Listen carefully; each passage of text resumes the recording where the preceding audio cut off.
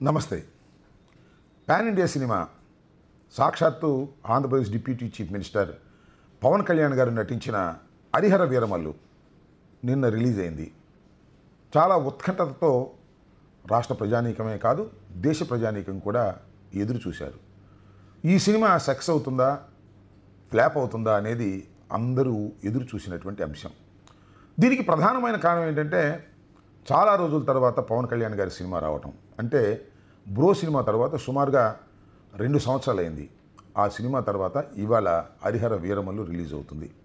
చాలా పెద్ద గ్యాప్తో రిలీజ్ అవుతున్నటువంటి చిత్రం కాబట్టి ఇది ఎలా ఉంటుంది, ఇది విజయవంతం అవుతుందా కాదా అనేది ఉత్కంఠతో ఎదురు చూసినటువంటి అంశం.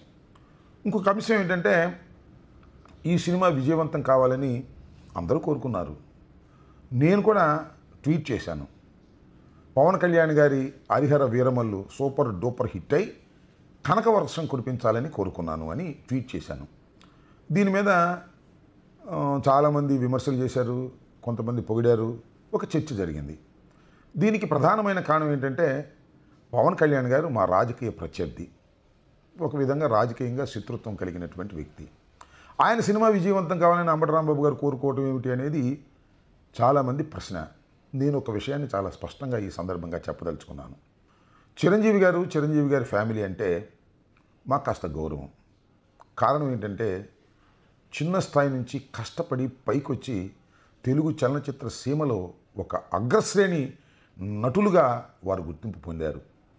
ముఖ్యంగా చిరంజీవి గారు వారు మరింత పైకి వెళ్ళాలని, మరింత విజయాలు సాధించాలని మేము కోరుకోవటం అనేది మాకున్నటువంటి లక్షణం. ఆ క్రమంలోనే పవన్ కళ్యాణ్ గారి సినిమా కూడా అద్భుతంగా ఆడాలని ఇప్పుడే కాదు ఎప్పుడూ కోరుకుంటూ వచ్చాం. ఈసారి ప్రత్యేకంగా ట్వీట్ చేయడానికి గల కారణం ఏమిటంటే, ఆ సినిమా 2020లో ప్రారంభమైంది. చాలా గ్యాప్ తర్వాత రిలీజ్ అవుతుంది.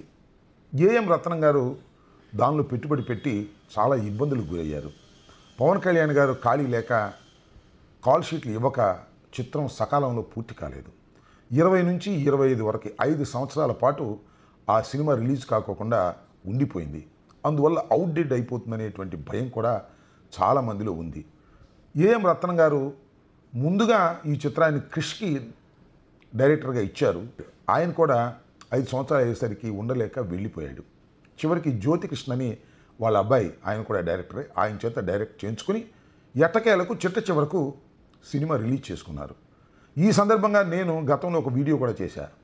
పవన్ కళ్యాణ్ గారు రాజకీయ బిజీలో పడి ఉన్న చిత్రాలను పూర్తి చేయటం లేదు, అందువల్ల నిర్మాతలు తీవ్రంగా నష్టపోతున్నారు, కాబట్టి తక్షణమే మీరు పూర్తి చేయటం మంచిది అని ఒక సలహా కూడా నేను ఇవ్వటం జరిగింది. ఆ వీడియో కావాలంటే మరొకసారి చూసుకోండి. ఇదే కాదు, ఓజీ ఉంది, దానితో పాటు వస్తాద్ భగత్ సింగ్, ఈ 2 కూడా ఉన్నాయి. ఇవి అవుట్డేట్ అయిపోతున్నటువంటి సందర్భం. ఇలాంటి క్లిష్ట పరిస్థితుల్లో ఏఎం రత్నం గారికి కనకవర్షం కురవాలని నేను కోరుకున్నాను.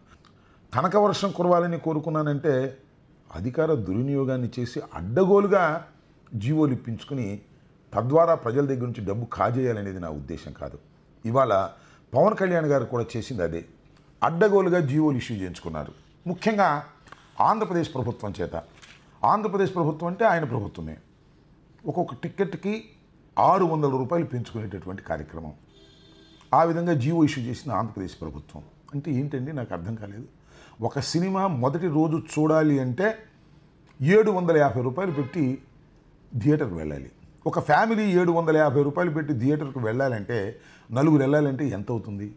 ఈ విధంగా దోపిడీ చేసే కార్యక్రమాన్ని పవన్ కళ్యాణ్ గారే సాక్షాత్తు చేయటం ధర్మమేనా? సినిమా బాగుంటే ఏ రేటు ఉన్నా ఆడుతుంది అనేది అందరికీ తెలిసినటువంటి సత్యం. ఇది నేను చెప్పినటువంటి అంశం కాదు. నారాయణమూర్తి గారు, ఒక చిన్న నిర్మాత దర్శకుడు, ఆయన చెప్పాడు, సినిమా బాగుంటే ఆడుతుంది, బాగోపోతే రేటు పెట్టినా ఆడదు, రేటు పెట్టకపోయినా ఆడదు అనేది ఒక నగ్న సత్యం సినిమా ఫీల్డ్లో. నా విజ్ఞప్తి, నాకు ట్యాక్స్ ఫ్రీ వద్దు, ఏం వద్దండి, నా గవర్నమెంట్ సైడ్ నుంచి ఏ సహకారం వద్దండి ప్లీజ్. నేను కోరుకునేది ఏంటంటే, దయచేసి మీరు ప్రమోట్ చేయండి సినిమాని, నా సినిమా గురించి చెప్పండి, సినిమా జనంలోకి వెళ్ళి చేయండి, జనాన్ని చూడమని చెప్పండి. ఏమాత్రం సినిమా బాగుంటే జనాన్ని కనెక్ట్ అయితే సినిమా సక్సెస్ అవుద్ది. ఆ హెల్ప్ చేయండి, దట్స్ వాట్ ఐ వాంట్. కానీ మొదటి రోజునే ప్రజల దగ్గర నుంచి డబ్బులు సక్సెస్ చేయాలి అనేటువంటి భావనతో ఇలాంటి జీవోలు ఇష్యూ చేసి అధికారాన్ని దుర్వినియోగం చేశారు పవన్ కళ్యాణ్ గారు అని అంట. ఇది తప్ప కాదు, ఒకసారి ఆలోచించండి. ముఖ్యంగా పవన్ కళ్యాణ్ గారు కూడా ఆలోచించండి. ఇంతటితో ఆగల పవన్ కళ్యాణ్ గారు రేవంత్ రెడ్డి గారి మీద కూడా ఇన్ఫ్లుయెన్స్ చేశారు. రేవంత్ రెడ్డి గారు ఒకానొక సందర్భంలో, ముఖ్యంగా పుష్ప సినిమాకు జరిగినటువంటి ఒక సంఘటన సందర్భంగా శాసనసభలో వివాదం అయితే ఏ విధంగా మాట్లాడారో మీ అందరికీ తెలుసు. ఇంకా బెనిఫిషియల్ ఉండవు, టిక్కెట్లు పెంచే ప్రశ్నే ఉండదు అని సాక్షాత్తు శాసనసభలో ప్రతిజ్ఞ చేసినటువంటి ఆ రాష్ట్ర ప్రభుత్వాన్ని, రేవంత్ రెడ్డి గారిని కూడా చంద్రబాబు గారి ద్వారా ఇన్ఫ్లుయెన్స్ చేసి రేట్లు పెంచేశారు.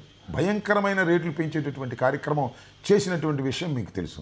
आज स्पेशल प्रिविलेज मांगे तो ये सरकार में नहीं मिलने वाले, मैं जब तक मैं कुर्सी में रहता हूं तब तक नहीं देता हूं.